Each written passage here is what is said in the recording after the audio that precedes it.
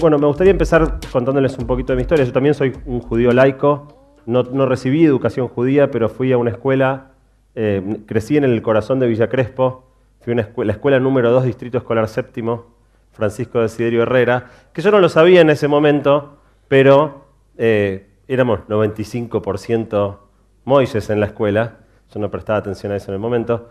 Pero bueno, cuestión, me crié en ese entorno, iba a Atlanta, y ya de una edad muy temprana, cuando estaba en segundo grado, noté una rubiecita muy linda que iba al grado contrario.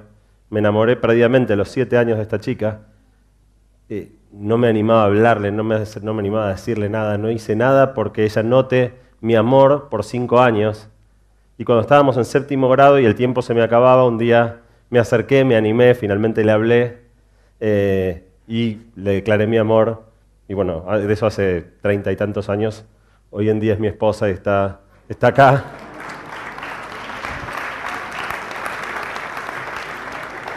Era una rusita linda, la típica, cabello rubio, ojos azules, pequitas. Y yo después fui creciendo en la vida, digamos, y hoy en día soy economista, porque estudio economía, soy emprendedor, me muevo en diferentes círculos. Y entonces puedo moverme en un círculo de economistas, puedo moverme en un círculo de emprendedores, puedo moverme en círculos judíos y realmente quizá la lección más importante que me ha quedado de toda esa historia en mi crecimiento es que la principal razón para moverse en círculos judíos es que claramente acá están las chicas más lindas. Hago una aclaración, mi presentación es bastante distinta de todas las que vieron hasta acá. Voy a usar un PowerPoint básicamente para que no filmen a mi mamá mientras hablo, que también está acá sentada. Y tiene que ver con un clic particular. En mi historia yo soy emprendedor, fundé una compañía que se llama OfficeNet, me dediqué a eso la mayor parte de mi vida, podría dar una charla bastante parecida a la que dio Marcelo, obviamente con muchos menos logros que los de él, pero una charla sobre las cosas que hice en el terreno de los negocios. Y sin embargo a mí siempre me fascinó el tema de la ciencia y la tecnología. Y entonces después de muchos años de dedicarme al emprendimiento y a los negocios, hice un clic. Quise, de alguna manera, retomar esa pasión mía desde muy joven por la ciencia y la tecnología. Y entonces, hace 1 año y medio atrás, después de 14 años de conducir OfficeNet, mi emprendimiento, decidí renunciar, dejé de trabajar en la compañía que fundé y me fui a estudiar 3 meses a una sede de la NASA en las afueras de San Francisco, en Silicon Valley, donde tuve el enorme honor, el lujo increíble de estar con muchas de las personas más brillantes del mundo en campos como inteligencia artificial, robótica, biotecnología, nanotecnología, neurociencia y medicina. Y estuve 3 meses sumergido escuchando a esta gente, una especie de clic, pero que durara todos los días durante 3 meses sin parar. Y obviamente volví con mi cabeza hecha un desastre, un lío mental tremendo. Y la manera que encontré de construir sentido, de entender qué era esto que me había pasado, esta locura increíble que había vivido, fue armar una presentación. La armé para mí, la armé para ordenar mis propias ideas, y cuando terminé de armarla, se me ocurrió presentarla en un evento en el que me habían invitado a hablar, y la gente que la escuchó se quedó muy impresionado, y a partir de ahí empecé a dar esta charla regularmente, y es un poco lo que voy a compartir ahora con ustedes. Es una charla que no tiene tanto que ver con mi historia de vida, sino con lo que yo aprendí en esos 3 meses, pero que básicamente tiene que ver con hablar del futuro. Y tal vez Marcelo eligió que fuera yo el que cierre justamente para cerrar pensando para adelante. Pero no el futuro como se lo suele pensar en la Argentina, las elecciones de octubre o el más largoplacista pensando en el 2015, sino el futuro en serio, el futuro a 20, 30, 50 años. ¿A qué llevó esto? Básicamente el pasado del futuro tiene que ver con una sensación de futuro decepcionante. Al final del día, todos nosotros tenemos metido en nuestro subconsciente la idea de que al final el futuro no está tan bueno como lo pensamos. Quizá el mayor ejemplo de gran decepción colectiva, los más veteranos en este cuarto probablemente lo recuerden, fue el año 2000. Los que vivimos cuando el año 2000 todavía estaba lejos, soñábamos un año 2000 donde nos imaginábamos autos voladores, que se encontrara la cura del cáncer, que se lograran toda una serie de avances científicos y tecnológicos que no se materializaron. Acá hay una cita muy graciosa de un diario, el Chicago Tribune, que había predicho que para el año 2000 las convenciones de negocios se celebrarían en cosmoteles que estarían en órbita y todos irían con sus naves espaciales personales hasta el cosmotel, y obviamente nada de esto pasó. Y esto contribuyó a generar esta sensación de que el futuro, al final del día, no es más o menos lo mismo que ahora, nada cambia demasiado. Yo me acuerdo el 1 de enero del año 2000, asomarme a la ventana, mirar el año 2000 y ver pasar un duna todo desvencijado y decir, ¿qué diablos hemos hecho mal? El presente del futuro tiene un cambio. A mí me gusta esta foto para simbolizar el presente del futuro. De repente las cosas empezaron a cambiar un poco. Estas son dos personas, probablemente de una tribu remota en algún lugar de África, con un teléfono celular en sus manos. Esto empezó a cambiar por una cosa que se llama la ley de Moore. La ley de Moore es un hecho empírico, que es que las computadoras duplican su potencia cada 18 a 24 meses. Pensemos esto un segundo. Recién hablábamos de que los autos mejoraban a 2% por año. Las computadoras duplican su potencia cada 1 año y medio o 2. Y no es algo que ha empezado ahora, es algo que viene pasando hace más de 50 años a través de diferentes metodologías y diferentes técnicas para construir computadoras. Este es un fenómeno extraordinario que nunca antes había sucedido con nada que el hombre hubiera creado. Y entonces, ¿qué sucedió? Por primera vez, al predecir el futuro nos equivocamos, pero nos equivocamos al revés. Esta imagen que ven ahí la hizo una empresa que se llama Rand Corporation, uno de los tipos que más sabían en el mundo de computadoras en 1954, tratando como una movida comercial de mostrarle a sus clientes cómo ellos imaginaban que sería una computadora hogareña en el año 2004. Y hicieron esto. La pregunta quizá que más me surge a mí es ¿para qué diablos serviría el volante? Pero lo interesante de esto es que esta gente no era gente improvisada. Esta era gente que sabía muchísimo de computación. Y tratando de imaginarse el futuro a 50 años, hizo algo que mirado en retrospectiva luce tan ridículo como esto. Y esto tiene que ver con que los seres humanos no estamos bien preparados para entender fenómenos exponenciales. Lo que ustedes están viendo acá son dos curvas. La azul es lineal, la roja es exponencial. En el principio de un proceso exponencial parece que no pasa nada, que las cosas están estáticas, ni siquiera crecen al ritmo que crece un fenómeno lineal, que es la mayoría de los fenómenos a los que estamos acostumbrados. Pero si avanzamos un pasito y vamos más allá, en el cuadrado pueden ver lo que era la gráfica anterior, prolongamos un poquito, de repente la exponencial empieza a tomar ritmo, y decimos, mira, no, sí estaba pasando algo, se parece mucho a un fenómeno lineal. Cuando uno está parado en este punto y dice, bueno, vamos a predecir cómo va a ser una computadora dentro de 50 años, hace esa predicción, proyecta linealmente cómo van a avanzar las cosas. El siguiente paso en realidad de esta gráfica es este. Esta es la misma ecuación que describía esas curvas. Tuve que cambiar la escala del gráfico. Lo que ven chatito es la segunda, la primera ya no se puede ni dibujar de tan chiquita que queda. ¿Quién puede imaginarse, parado en este punto, que muy poco tiempo después lo que viene es esto? La respuesta es nadie, y por eso los humanos, cuando nos encontramos con un fenómeno exponencial como el avance de las computadoras, no estamos equipados mentalmente para entender lo que va a pasar hacia adelante. Y entonces, si hacemos la misma comparativa que yo les mostraba de los aviones y de los autos con las computadoras, podemos ver, por ejemplo, comparando una Apple, la primera Apple que salió en el año 77 con una Apple común que se compra hoy, una MacBook Pro, podemos ver que la potencia de su procesador mejoró 27% al año, su capacidad de memoria mejoró 52% al año, la resolución de su display mejoró 25% al año y su capacidad de almacenamiento 58% al año. Todo esto aumentando de precio al ritmo de la inflación de los países desarrollados. O sea, hoy la computadora vale lo mismo en términos reales que 31 años atrás, 34 años atrás, pero aumentó lo que nos da, si promediamos los 4 números, 40% todos los años. Ya estamos acostumbrados a esto, nadie se sorprende mucho. Todo el mundo sabe que si te compras un auto, dentro de 2 años sigue siendo un auto nuevo, pero si te compras una compu, dentro de 2 años la compu está vieja. Nos acostumbramos, lo incorporamos en nuestra vida cotidiana. Yo creo que no nos damos una idea de cuán tremendo, cuán extraordinario es lo que pasa con las computadoras. Y la manera que yo encontré para ilustrarlo es mostrar cómo sería un avión si en vez de mejorar lentamente como mejoró, hubiera mejorado 40% todos los años. La respuesta es que este avión de la década del 50 hoy en día volaría a 790 veces la velocidad de la luz. Volaría a 5.23 millones de kilómetros sin reabastecer combustible, a una altura máxima equivalente a 86 veces la distancia de la Tierra al Sol. Obviamente esto viola las leyes de la física, es ridículo, no se trata de pensar que con los aviones podría haber pasado esto, pero nos muestra, esto es lo que realmente pasó con las computadoras. Esa computadora que está acá arriba de la mesa, desde la cual estoy proyectando la presentación, hace el equivalente de eso. Y con los autos, que encima hubo 81 años de tiempo para crecer a ese ritmo, los autos irían a 54.000 veces la velocidad de la luz. Y un dato divertido, este motor que producía 40 caballos de fuerza, aumentando su potencia 40% al año, hoy produciría el equivalente en potencia de 1.794 veces 15 terawatts. Y no lo escribí así caprichosamente, sino que 15 terawatts es el consumo global de energía del mundo entero en un año.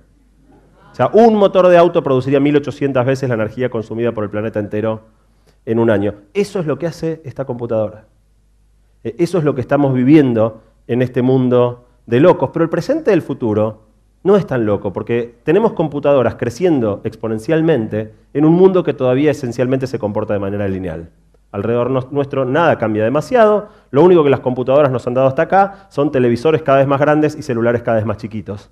Y eso no le cambia demasiado la vida a nadie. El futuro del futuro tiene que ver con esto que yo estuve estudiando estos 3 meses en la base de la NASA. Yo empecé a entender ahí que el mundo va a cambiar y va a cambiar mucho. ¿Por qué va a cambiar mucho? Bueno, porque la ley de Moore es contagiosa. Una cosa es que las computadoras aumenten su potencia cada vez para usar el Word o para navegar en Internet, y otra cosa es cuando se empiezan a usar las computadoras para producir ciencia, tecnología y conocimiento. Y un buen ejemplo de esto es la biología. Históricamente la biología era Darwin, que se subía a un barco y salía a dar vueltas por el mundo en el barco mirando animalitos y decía, uy, mirá, un sapo, y sacaba su libretita y lo dibujaba y lo describía y empezaba, es verde, tiene ojitos saltones. Después empezaba a clasificarlo, ok, es un batracio, es un anfibio, es un vertebrado. Después venía el momento de agarrar y decir, bueno, manipulémoslo, veamos, a ver, abrámoslo al medio, miremos qué tiene adentro. Quiero aclarar que lo que están viendo ahí es un peluche, ningún animal fue lastimado al preparar esta presentación. Abrámoslo, miramos qué tiene el sapo adentro. Después, a ver, ¿qué pasa si le inyectamos nitroglicerina? Manipulemos al sapo, crucémoslo con una zapa de tal otra especie. Pero el cambio verdaderamente extraordinario pasó hace 10 años, donde por primera vez logramos secuenciar el genoma de un sapo. Agarramos la información genética que está en el núcleo de una célula de ese sapo y la leímos. Leímos la información que contiene la sapitud. ¿Qué es ser un sapo de esa especie? Bueno, por primera vez pudimos leerlo. Eso está expresado en una serie de letras que son A, C, T y G, que representan a 4 sustancias químicas que con eso está hecho el ADN de cualquier especie viva en este planeta. Pudimos leer el ADN del sapo. Y entonces de repente la biología ya no es más dar vueltitas por el mundo o describir los sapos, sino que es analizar volúmenes enormes de información, más y más y más genomas. Y eso es lo que las computadoras hacen extraordinariamente bien. No solo extraordinariamente bien, sino el doble de bien cada 2 años. Y entonces de repente la biología, que avanzaba a un ritmo parecido al de los autos o de los aviones, empieza a avanzar a un ritmo parecido al de las computadoras. Y estamos en esa etapa del fenómeno exponencial donde todavía no parece tan distinto del fenómeno lineal, pero estamos relativamente cerca del punto donde con un solo saltito más de repente la cosa se dispara. Y entonces probablemente nos estamos equivocando de nuevo.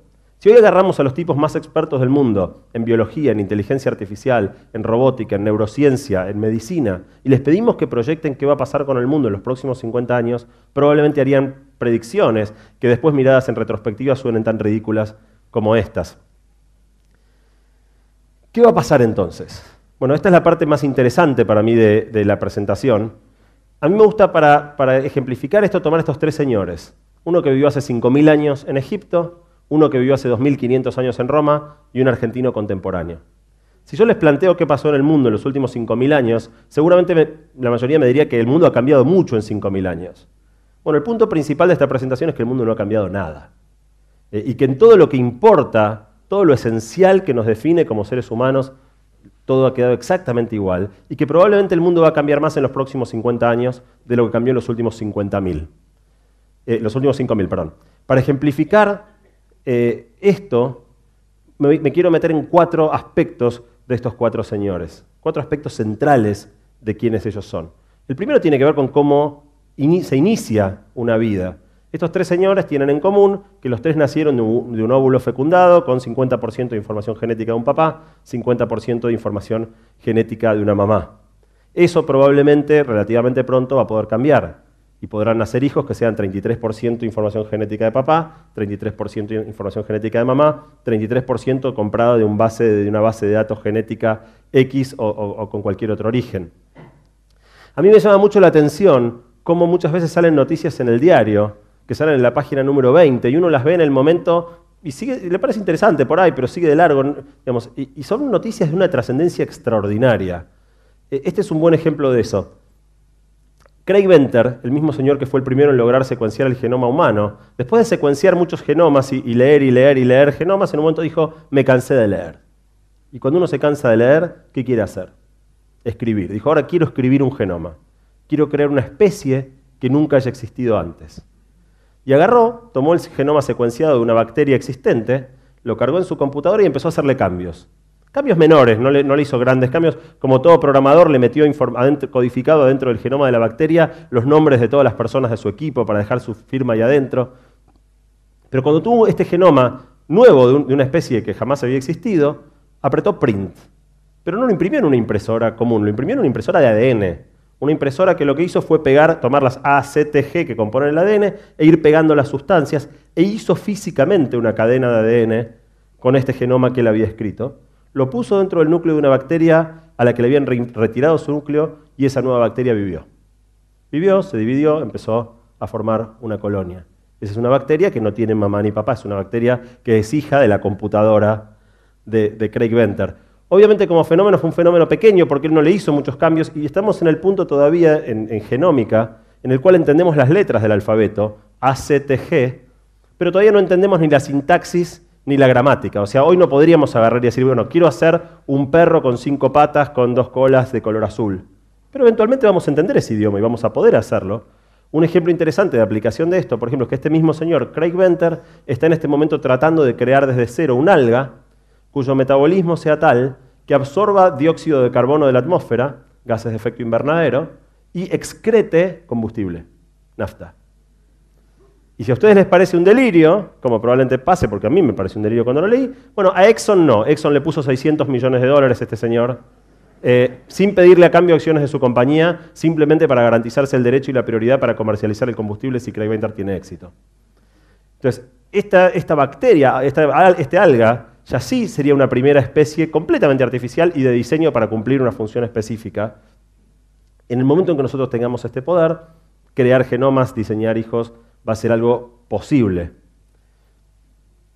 El segundo área en donde es interesante comparar estos tres señores tiene que ver con el cuerpo. Los tres empezaron como una única célula, pero después desarrollaron un organismo, un cuerpo que es virtualmente idéntico. El cuerpo de un egipcio hace 5.000 años y de un argentino contemporáneo es el mismo. Si pudiéramos meter a un egipcio en la máquina del tiempo y lo soltamos acá, el tipo vive lo más bien, su estómago funciona igual, sus uñas son iguales, su cabello es igual, nada cambió en el cuerpo. Bueno, esto también posiblemente va a cambiar con los avances de inteligencia, de robótica sobre todo. Una manera de ilustrar esto tiene que ver con hacer muy rápido una historia de las prótesis. Eso que ven ahí es una pata de palo, la típica del pirata de Peter Pan, digamos. Esto se ponía cuando uno perdía una pierna y la única función que tenía básicamente es poder apoyar el peso en el piso para no estar haciendo equilibrio en un pie todo el tiempo.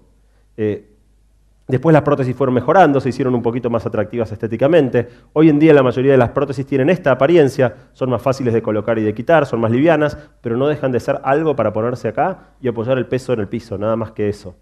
Lo más avanzado que existe en prótesis hoy, esta es gente que nos vino a dar una clase en este lugar donde yo estuve estudiando, son señores que hacen este tipo de prótesis, que tienen como característica que si uno tiene una pierna sana, hacen un escaneo con un escáner 3D de la pierna que uno tiene e imprimen en 3D una versión simétrica exactamente idéntica a nuestra pierna y nos hace una pierna idéntica para el otro lado, en unos materiales rarísimos, súper livianos, con unas articulaciones increíbles, tan linda que casi que yo diría que la pierna de este señor, su pierna artificial es más linda que la pierna biológica.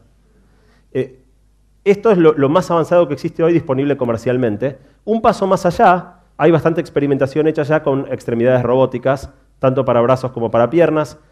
Los dos principales investigadores en esto son DARPA, que es la agencia militar norteamericana, por la cantidad de mutilados que tienen, por todas las guerras en las que se meten, y un inventor que se llama Dean Kamen. Dean Kamen mostró hace poco en televisión su prototipo de brazo robótico, acá pueden verlo. Este señor es un señor al que le falta un brazo, está controlando directamente con su mente el brazo que tiene puesto, puede agarrar con total sutileza un blister en el supermercado, volver a colocarlo ahora enseguida en el lugar donde lo sacó. Y después de volver a colocar el blister va a poder hacer algo absolutamente asombroso, que es agarrar una naranja. Aunque parezca absurdo, con los primeros brazos robóticos agarrar una naranja era una proeza, porque como todavía no tienen buena sensibilidad, si uno aplicaba demasiado poca presión la naranja se caía, pero la mayoría de las veces uno aplicaba muchísima presión y la naranja estallaba en 1000 pedazos. Este señor con total sutileza la agarra, la coloca en su canasta. Esto ya es posible hoy. Pero al final del día, lo único que estamos haciendo, incluso con esto, es tratar de darnos cada vez algo más parecido a lo que teníamos, algo más y más parecido a lo que yo puedo hacer con mi brazo. La pregunta interesante, la verdadera pregunta, es ¿qué va a pasar el día que podamos darnos algo mejor? ¿Qué va a pasar en ese momento? Bueno, yo creo que parte de la respuesta la encierra este señor, que cuando yo empecé a dar esta charla nadie lo conocía, pero ha estado tanto en los diarios en los últimos días que tal vez hayan escuchado hablar de él. Se llama Oscar Pistorius, es un corredor sudafricano a quien le faltan sus 2 piernas y corre con estas prótesis de carbono. Y acá lo pueden ver a Oscar Pistorius corriendo. Oscar Pistorius es el de adelante, el que va de negro, el que lo sigue atrás tiene sus 2 piernas, obviamente no lo puede alcanzar. Ahora lo van a ver de costado, cómo se ve Oscar Pistorius cuando corre. Ahí está ganando la carrera.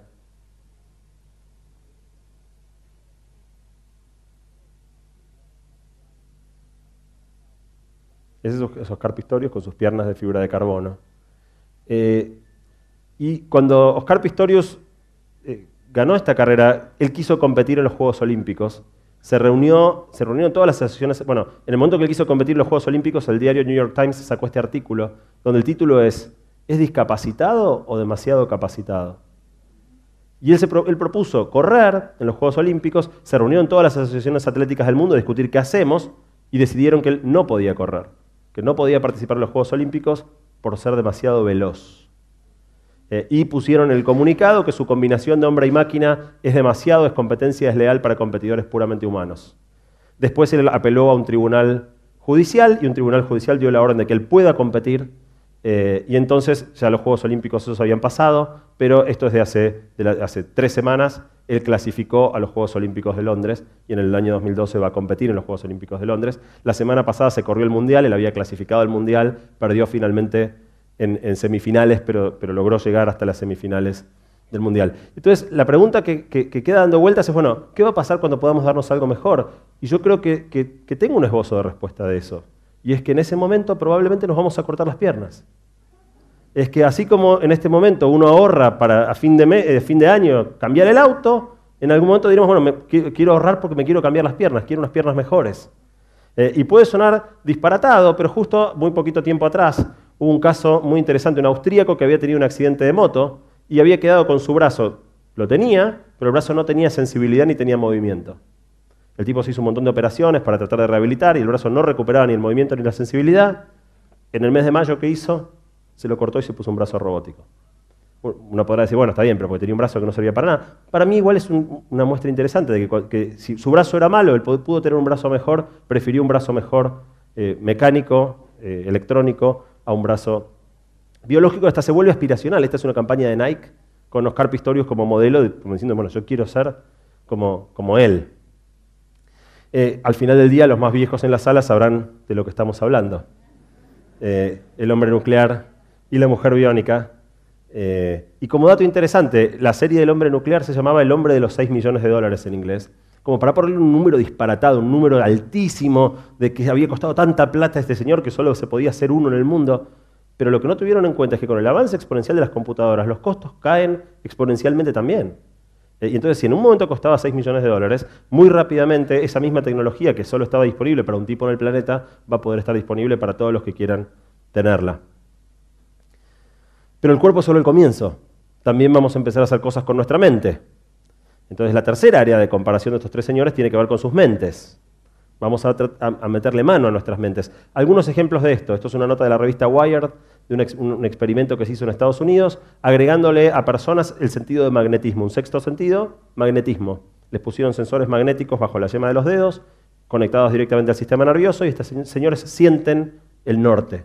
Saben que el norte queda para allá porque lo sienten. Uno puede decir, ¿para qué carajo querés sentir el norte si hay GPS? Es una pregunta válida. Es un experimento, es un modelo. Las palomas mensajeras tienen sentido de magnetismo, los humanos no. Bueno, podemos agregarnos sentidos, sensar cosas que nuestros cuerpos no venían preparados para sensar. Otro experimento interesantísimo con el cerebro tiene que ver con una compañera mía que estudió conmigo ahí en la NASA, China. El campo de investigación de ella, agarran un ratoncito y le hacen un escaneo cerebral y miran cómo está su cerebro. Después lo entrenan para hacer una tarea sencilla, navegar un pequeño laberinto, y si baja una palanquita sale comida, y lo exponen al ratón hasta que aprende. Cuando el ratón ya aprendió y va por el laberinto sin equivocarse y saca la comida, le hacen un nuevo escaneo cerebral y miran qué cambió. Agarran otro ratoncito que nunca estuvo en el laberinto, le estimulan con electrodos sus neuronas intentando provocar los mismos cambios neuronales que tuvo el primer ratón, y si logran hacerlo bien lo sueltan en el laberinto y el ratón sabe. Es decir, le transfirieron el conocimiento de uno directamente a otro sin haber vivido la experiencia de estar en el laberinto.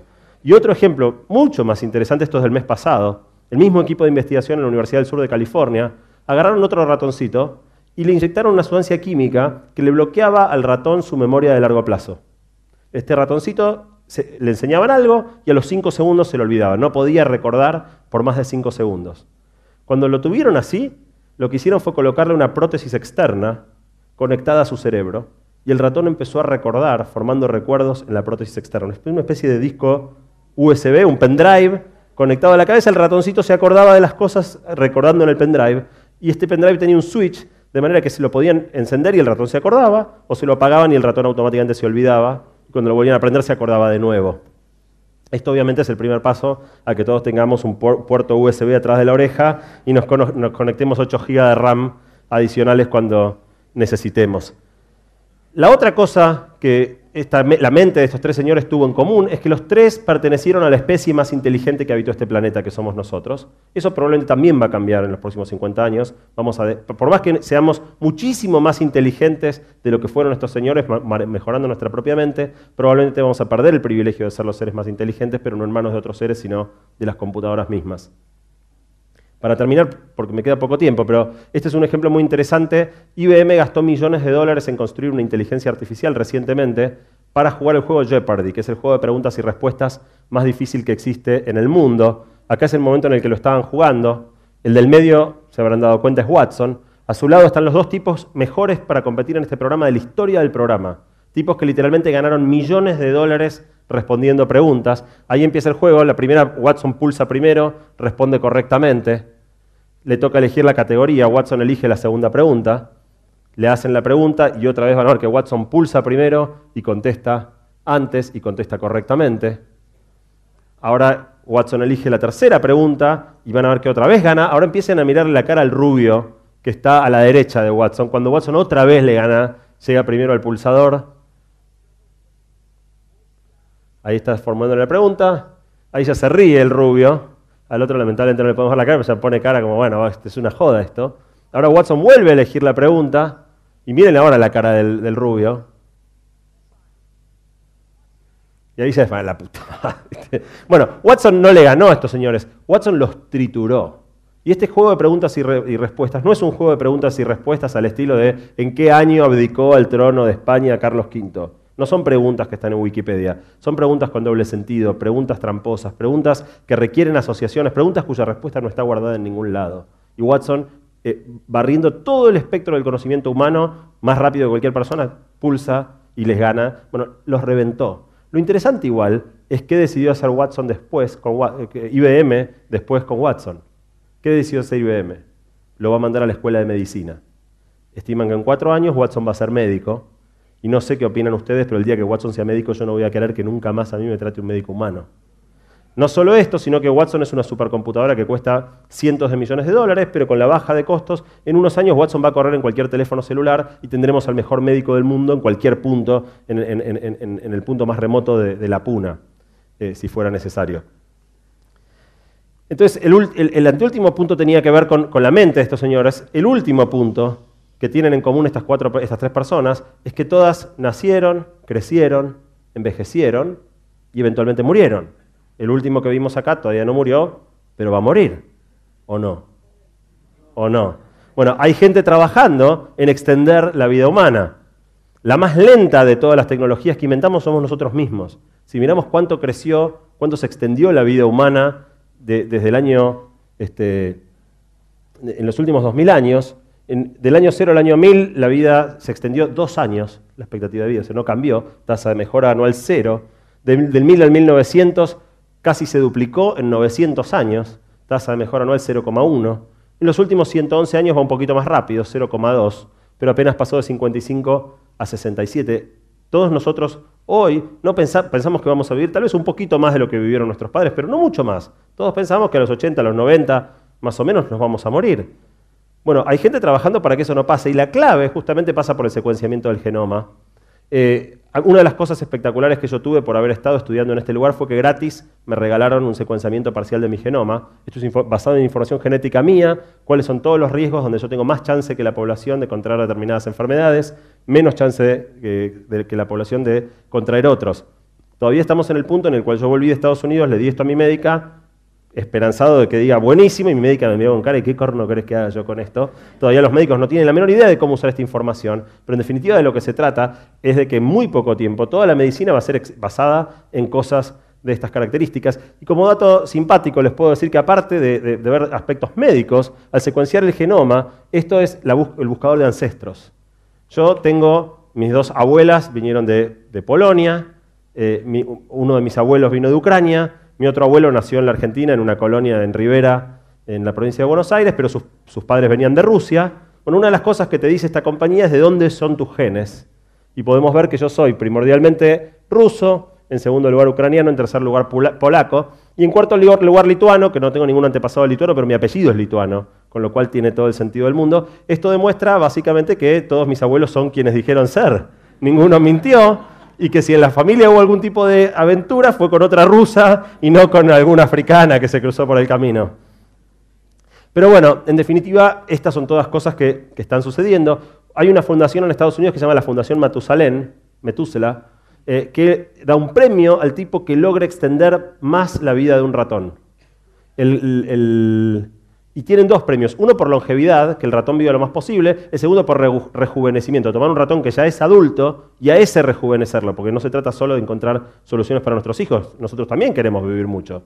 Bueno, como dato interesante, el premio máximo de longevidad lo ganó un ratón, vive en la naturaleza 1 año y medio, como máximo, un año o 1 año y medio. En cautiverio se lo puede llevar hasta 2 años por condiciones más controladas. Este señor logró que un ratón viva 5 años ya, hoy. O sea, eso sería el equivalente de un ser humano viviendo 250 años. Y todos los aprendizajes que se hacen con ratones, después se prueban con monos, y en un tiempo no demasiado largo están disponibles para humanos.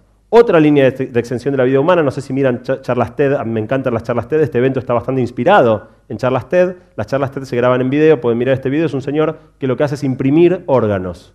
Toma información genética y en una impresora, por ejemplo, este señor imprime un riñón. Perfectamente compatible con la persona que lo necesita, porque está basado en su propia información genética. Todavía nadie fue trasplantado de esta manera, pero no está lejos de que eso pase. Esto incorpora la lógica de ir reemplazando las partes de nuestro cuerpo a medida que se desgastan, como uno reemplaza las bujías del auto después de determinada cantidad de kilómetros. Nuestro riñón empezará a fallar cuando tengamos 179 años y diremos, bueno, necesito un riñón nuevo, lo cambiamos por otro. Finalmente, un último dato, uno de los profesores que estuvo enseñándome a mí es uno de los expertos mayores mundiales en nanotecnología. Uno de los proyectos en los que está trabajando es lo que se llama respirocitos. Los respirocitos, que todavía están probablemente a 30, 50 años de existir, pero el tipo ya está laburando en eso, son unos microdispositivos que uno puede inyectarse en el torrente sanguíneo y que cumplan la misma función que los glóbulos rojos, pero con 2 diferencias. Almacenarían 5 veces más oxígeno, y además tendrían la capacidad, en el caso de ser necesario, de autopropulsarse, de impulsarse solos por el torrente sanguíneo. De ese modo, si uno de repente en un momento tiene un paro cardíaco, el corazón se detiene, los respirocitos detectan la situación de que la sangre no está fluyendo, se empiezan a impulsar solos, mantienen el cuerpo oxigenado, uno llama al doctor y le dice, doctor, se me paró el corazón, ¿qué hago? Y el médico le dice, bueno, véngase para la guardia que lo vemos. Vemos si le ponemos otro, si lo cambiamos, imprimimos uno, vemos qué hacemos. Entonces, para terminar, probablemente todo lo que les he ido contando les haya provocado una sensación muy ambigua, una sensación de esperanza o de entusiasmo, de fascinación por todas las cosas que el hombre va pudiendo hacer, y cierto espanto por el grado de cambio o por el grado de riesgos que todo esto implica. Entonces, mientras yo estudiaba acá, todo el tiempo convivían dentro mío estas 2 sensaciones, una gran excitación y una gran fascinación por los logros y una gran preocupación y una gran resistencia a que cambien muchas cosas de la humanidad que para mí son son invaluables. Entonces, para terminar la charla, de alguna manera la pregunta final es, bueno, ¿qué quiere decir todo esto respecto de nuestro futuro? A mí me gusta esta imagen como una metáfora de la humanidad. ¿Sí? Vivimos en un mundo donde estamos hacinados, donde los recursos cada vez son más escasos, donde los problemas son muy grandes, un mundo además con un enorme grado de desigualdad y de pobreza. Y la pobreza es un buen ejemplo para pensar esto, porque la tecnología necesaria para solucionar la pobreza ya existe hace muchos años. Y en el mundo sigue habiendo una enorme cantidad de pobres. Esto es interesante justamente porque el hecho de que una tecnología exista no quiere decir que la usemos bien y que la hagamos disponible para todo el mundo. Entonces la primera pregunta que esto deja planteada es, ok, con todas estas cosas vamos a poder solucionar prácticamente todos los problemas que la humanidad tiene hoy. ¿Lo vamos a hacer? ¿Lo vamos a hacer para todos? Esta imagen, no sé si se entiende, pero es una vía de tren donde viene el tren y hay una persona puesta sobre las vías, ¿no? En definitiva, también todo esto implica un montón de riesgos. Y la razón por la que a mí me parece interesante, y ahora en todos los lugares donde puedo doy esta charla, es que esencialmente todo esto plantea dos escenarios. Un escenario muy positivo, un escenario muy negativo. Todo esto genera una gran cantidad de dilemas éticos y prácticos. Y en definitiva, yo no creo en el destino, yo creo que, en qué camino terminemos, en qué punto quedemos, depende de las decisiones que nosotros tomemos. Y entonces me preocupa mucho cuando de repente pienso que la persona que está a cargo del Ministerio de Salud en la Argentina, pero también en Estados Unidos, también en casi cualquier otro país del mundo, no tiene idea de todas estas cosas, no está pensando en estas cuestiones. Que el presidente de Estados Unidos o de Argentina no tiene idea de estas cuestiones. La mayoría no están pensando como Rand Corporation, están pensando en fenómenos lineales y no están viendo los cambios que vienen. Y entonces, en definitiva, lo que necesitamos es estar entrenados para poder pensar problemas exponenciales y prepararnos para resolver y tomar correctamente las decisiones que el mundo nos vaya a plantear. Entonces, para terminar, me gustaría cerrar diciendo que, si hubiéramos podido vivir en el año 1900, hubiéramos sido testigos de ver al hombre por primera vez volar. Los que estuvieron vivos en la década del 50-60 vieron la maravilla de la invención de la televisión. Los que estuvieron vivos a fines de la década del 60 vieron al hombre por primera vez caminar en la luna. Todos los que estamos en esta sala pudimos ver el fenómeno increíble de los circuitos integrados y los microprocesadores. Todas estas probablemente hubieran sido momentos fascinantes para vivir, pero me gustaría cerrar diciéndoles que creo que no hay ningún momento más fascinante que el que nos toca a nosotros ahora, con todas estas herramientas, pero también todos estos desafíos, todos estos dilemas éticos y la chance de hacer un mundo mejor. Muchas gracias.